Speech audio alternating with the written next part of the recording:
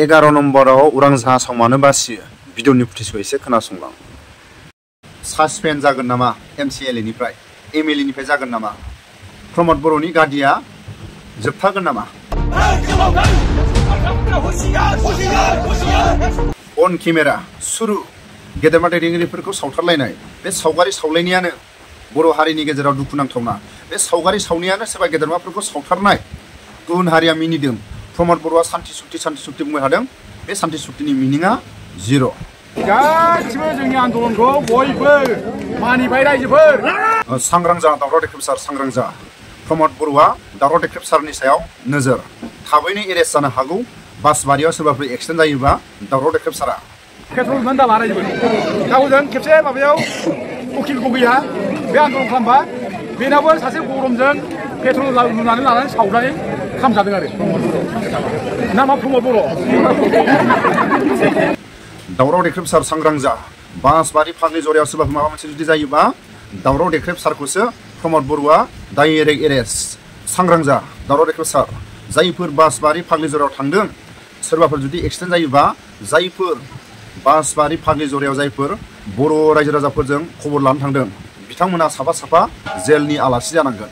प्रमद बर'आ डाइरेक्ट दावराव देख्रेबसारखौ नोजोर।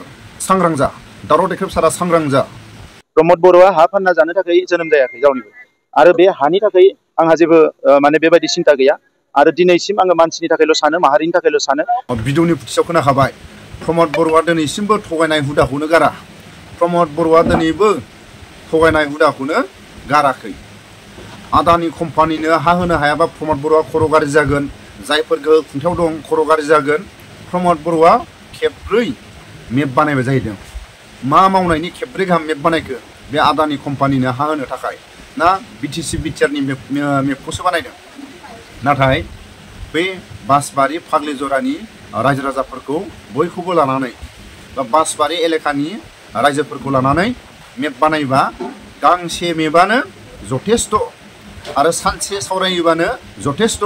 नाथाय प्रमद बर'आ रावनावबो सोङा हसिया बेनो प्रमद बर'नि आखला।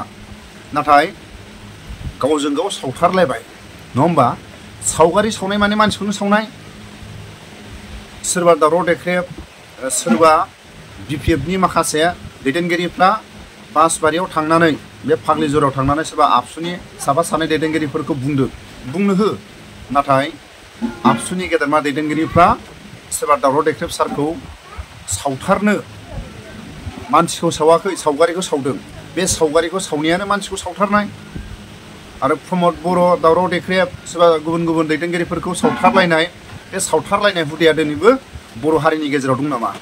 सान्थि सुक्तिनि उनाव दिनै सावगारि सावनाय माने गुबुन हारिया सावाखै बा आदानि कम्पानिया सावाखै गावजों गावसो सावथारलायदों। नंगौ नङा रायजोफोर?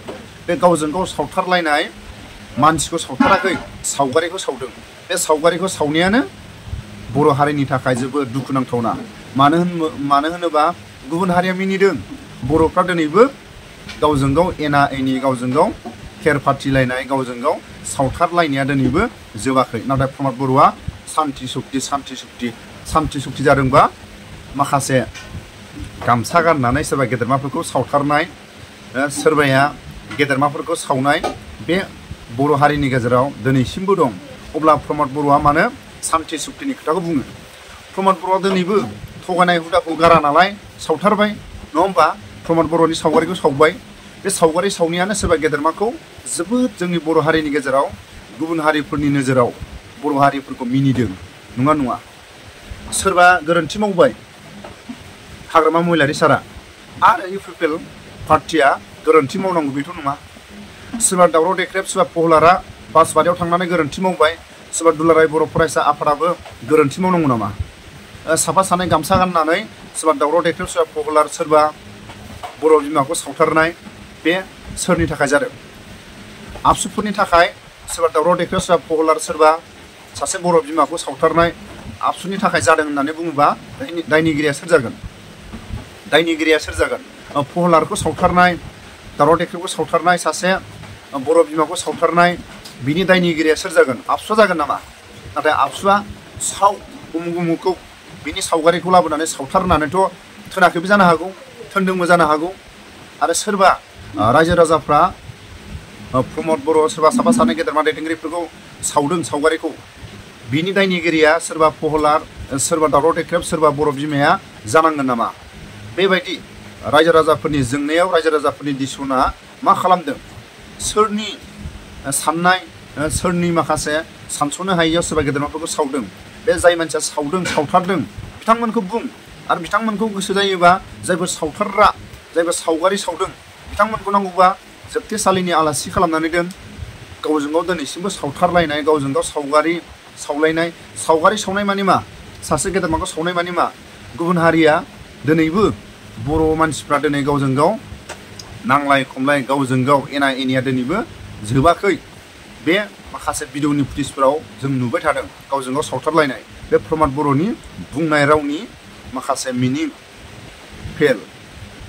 जायफोर गोहो खुंथायाव दं प्रमद बर'नि आगदा आखि देरनाब्ला सारनि खाथियाव मानो थांनो हायाखै देरनाब्ला सारनि खाथियाव थाङोबा सासपेन्ड जागोन नामा MCLA MLA निफ्राय अन केमेरा निउसनि मानसिफोरखौ प्रमद बर' गबिन्द फेरेंगा जायफोर गोहो खुंथायाव दं देरनाब्ला सारजों मानो अन केमेरायाव सानसेबो सावरायनो थांनो हायाखै अफ केमेरायाव थांदोंबा हरनि समाव थांदोंबा आं निमाहा बियो बिटिआर ट्राइबेल बेल्टर भूमि आदानि हस्तान्तर कराखै बेबायदि दुलाराय बर' फरायसा आफादखौ जे मुं सुनायनिफ्राय गोजानाव थानांगौ सोरबा बर' बिमा सासेखौ मानो सावखो सोरबा पलारखौ मानो सावखो प्रमद बर'खौ मानो सावखो सोरबा साफा सानै दैदेनगिरिफोरखौ मानो सावखो आरो सोरबा दुलाराय बर' फरायसा आफादा सोरखौबा बुंनाय आरो सोरबा गेदेरमा दैदेनगिरिफ्रा दुलाराय बर' फरायसा आफादनि गेदेरमा दैदेनगिरिफोरखौ बुंनाय बे बुंलायनाय गावजों गाव थेरफाथिलायनायानो सान्थि नामा नाथाय गावजों गाव सान हर बुखिलायनाय देरनाब्ला सारनि खाथियाव सोरबा गोहो खुंथायाव थानाय मोजां गाज्रि सावरायनो थांदों नामा प्रमद बर'आ थांदों नामा एवजि ब्रह्मआ थांदों नामा फेरेंगा थांदों नामा सोरबा गोहो खुंथायाव थानाय दैदेनगिरिफ्रा देरनाब्ला सारनि खाथियाव थांनानै मोजां गाज्रि सावरायनो थांदों नामा थांदोंबो जानो हागौ हरनि समाव नाथाय जायफोर गोहो खुंथायाव दं देरनाब्ला सारनि खाथियाव अन केमेरा अन निउस चेनेलनि मानसिखौ लानानै मोजां गाज्रि मानो प्रमद बर' आरो प्रमद बर'नि आगदा आखि जायफोर गोहो खुंथायाव दं देरनाब्ला सारनि खाथियाव अन केमेरा अन निउसनि मानसिखौ लानानै मानो मोजां गाज्रि सावरायनो थाङाखै सोरबाफोर थांदोंबा हरनि समाव देरनाब्ला सारजों सोरबा गोहो खुंथायाव थानाय दैदेनगिरिफ्रा सावरायलायनो मोजां गाज्रि सावरायलायनो गियो नामा देरनाब्ला सारनि खाथियाव थाङोबा जायफोर गोहो खुंथायाव दं बिथांमोना सासपेन्ड जागोन नामा प्रमद बर' देरनाब्ला सारनि खाथियाव थांनानै मोजां गाज्रि सावरायोबा जायफोर गोहो खुंथायाव थानाय दैदेनगिरिफ्रा देरनाब्ला सारनि खाथियाव थांनानै मोजां गाज्रि सावरायनो थाङोबा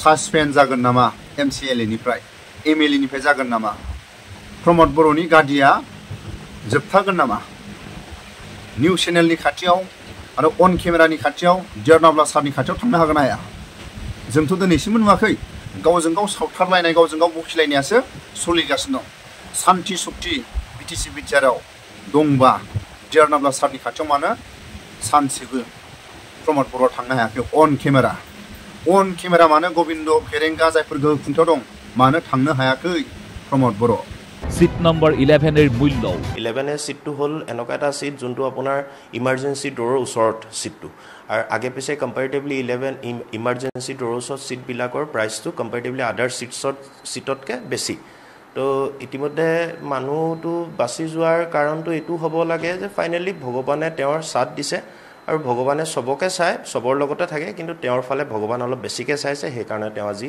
জীৱিত হৈ আছে আৰু মানুহৰ ওচৰত দুটা এটা কথা পাতিব পাৰিছে আজিৰ পৰা 20 বছৰ আগত থাইলেণ্ডতে এনেকুৱা এটা প্লেন ক্ৰেশ হৈছিলে য'ত আপোনাৰ 11 সিট নম্বৰ পাৰ্টিকুলাৰলি মানুহজন বাছি গৈছিলে তো তেতিয়া আমি সৰু আছিলোঁ তেতিয়া আমি ইমান ডিটেইলছত ষ্টাডি কৰা নাছিলোঁ আজি যিহেতু মই ষ্টাডি কৰি চাইছোঁ যে 11A সিটটো is a little bit safer comparatively to other seats 11A seat নাম্বাৰটো খুব আসলে সুৰক্ষিত এটা সিট হয় থাইলেণ্ডতো যেটো একেটাই ঘটনা হৈছিল আৰু তাতো এই 11A সিট নাম্বাৰটোৱে আসলতে সুৰক্ষিত আছিল যাৰ বাবে সেই সময়টো সেই একেটাই ঘটনা আছিল তাতো সেই সিটত যিগৰাকী মানুহ আছিল তেওঁ বাচিছিল আৰু বৰ্তমানো একেটা ঘটনাই হৈছে গতিকে নিশ্চিতভাৱে এই সিটৰ যেটো মূল্য আসলতে বঢ়াটো এইখিনি সময়ত আসলে প্ৰযোজ্য আমি সকলোৱে ইতিমধ্যে গমেই পাইছো যে 11A সিটটো খুব বেছি সুৰক্ষিত তাত আসলে ভৰি দিয়াৰ যিখিনি ঠাই সেইখিনিও খুব আছিলে আহল বহল আছিলে হয় আৰু ইমাৰ্জেঞ্চি যিখন দুৱাৰ তালৈকেও আচলতে স্পেচটো খুব বেছি আছিলে সিট নম্বৰ 11 এৰ লগতে আছে জৰুৰীকালীন প্ৰস্থানৰ দুৱাৰ